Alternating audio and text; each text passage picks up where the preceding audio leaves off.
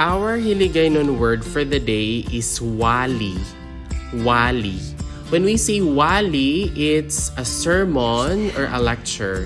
It also means to preach, lecture, discourse on, declaim, or hold forth.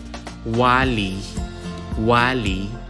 Iwali mo sa ila ina, or walihan mo sila sina.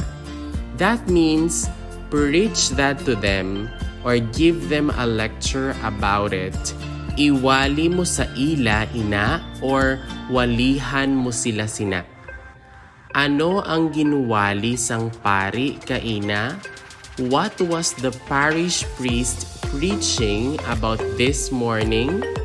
Ano ang ginwali sang pari kaina? Maayo siya magwali. He or she is a good preacher, a lecturer, or an orator. Maayo siya magwali.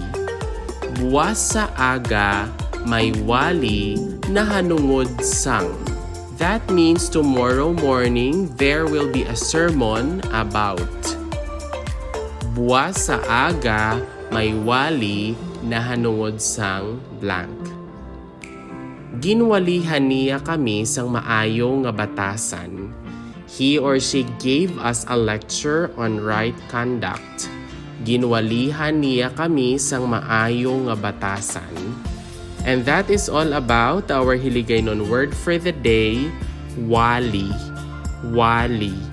If you learned something new from this video, please don't forget to click like, leave a comment, and subscribe. Moreover, you might also want to watch the next video on the screen. Maraming salamat, thank you for watching, and see you in the next video.